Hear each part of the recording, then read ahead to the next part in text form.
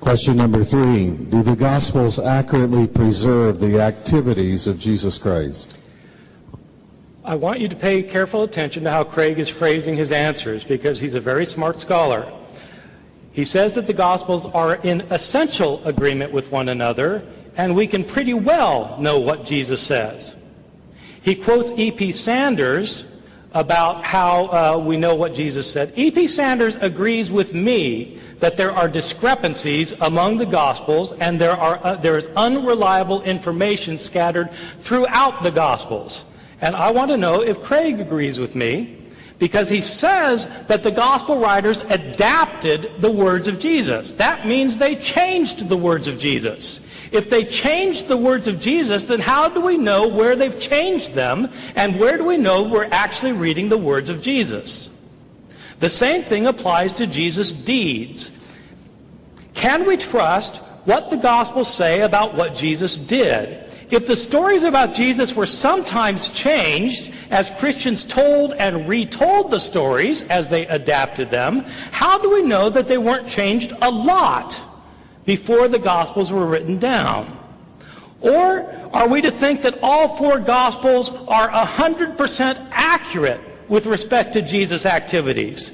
If they're not 100% accurate, how do we know that they're at all accurate?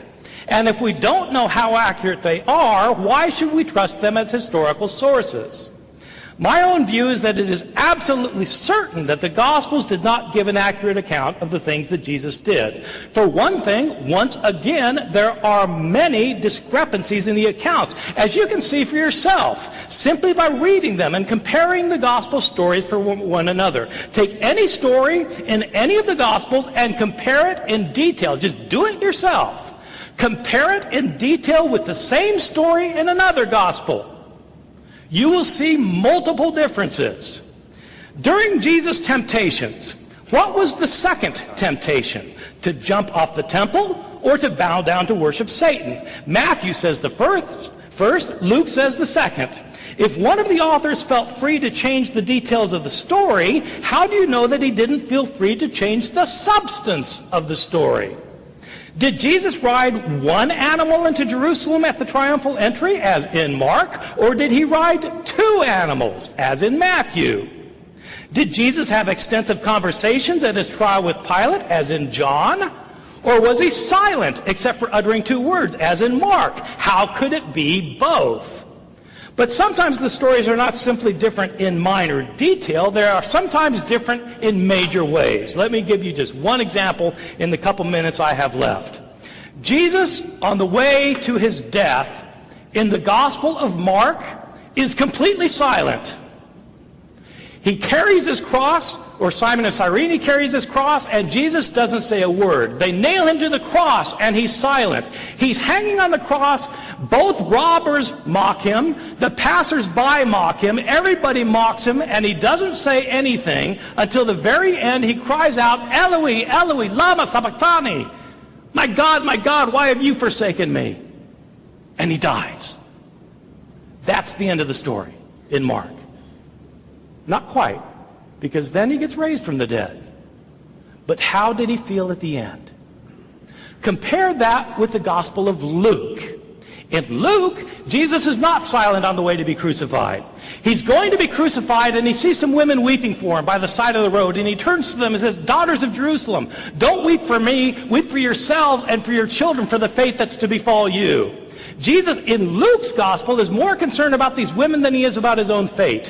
When being nailed to the cross, in Luke's Gospel, he's not silent. He says, Father, forgive them, for they don't know what they're doing. In Luke's Gospel, he's hanging on the cross and he has an intelligent conversation with one of the robbers.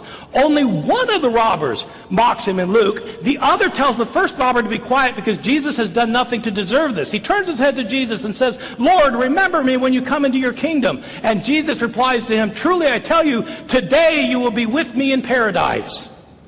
In Luke's Gospel, Jesus does not feel forsaken the way he does in Mark. In Luke's Gospel, he knows he's on God's side. God is behind the proceeding. He knows what's going to happen to him. He knows why it's going to happen to him. He knows what's going to happen to him after it happens to him. He's going to wake up in paradise, and this guy's going to be with him. in Luke's gospel. And at the end, rather than crying out, my God, why have you forsaken me? He doesn't say that in Luke.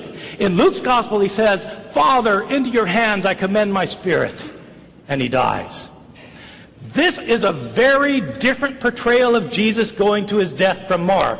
What everybody does, of course, is they take Mark's account and they take Luke's account and they smash them together into one big account. So Jesus says everything that he says in Mark, everything he says in Luke, then you throw in what he says in Matthew and what he says in John, and you end up with the 7 last words of the dying Jesus, which you find in none of the Gospels.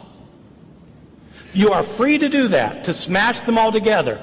So that Mark's portrayal isn't right, Luke's isn't right, what's right is the one that you've combined. But realize what you've done is you've written your own gospel, rather than trusting any of the Gospels of the New Testament.